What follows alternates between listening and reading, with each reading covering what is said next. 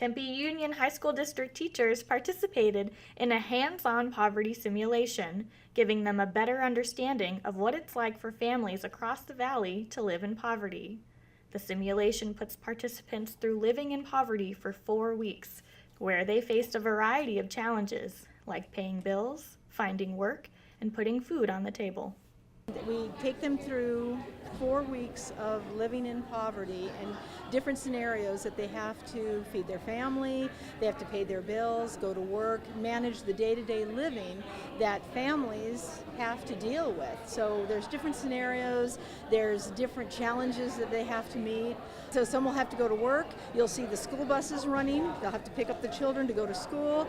It'll be very frenetic, and it goes for 20 minutes, and each person has to do what they're instructed to do. And these are based on scenarios that are real life scenarios. And usually what will happen is as the weeks progress, things get a little harder for families. There's mortgages that they have to go pay. There are utilities that have to be paid. You'll see the child care workers walking around the room, Child Protective Services, asking if families have been fed. I was a 36-year-old man living with my wife and 15-year-old daughter. It was a good family, a good child. My wife's father lived with us, and he was on disability, but my wife was unemployed, and I had a pretty low-paying job. I can't even tell you what I did, but I went to work every day and made a little bit of money. It was really stressful, just overwhelming, all of the challenges that came our family's way. Never really understand the magnitude of how complicated things can be, so it was really interesting to see how fast things can unravel for families. I felt like it was frustration after frustration. Getting to work, it was a challenge. Learning the rules of how to go about our business was a challenge.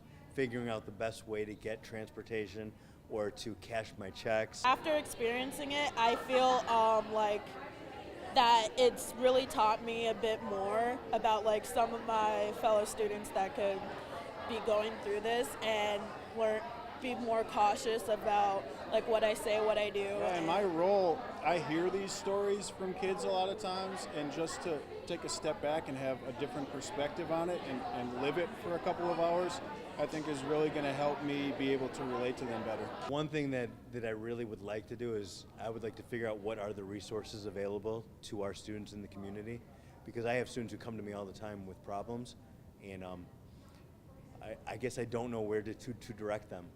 And I believe that there are places all around town where we could direct some of these students. I think the rest of us students should go through this, because it helps makes them think about they were privileged, and they could find a way to help out the other students. I also will try to figure out if something does go wrong with a student in school or a family in school, maybe try to figure out what the problem was and how they ended up there. Because I saw it happen today where people got in trouble or they lost opportunities, and a lot of times it was no fault of their own.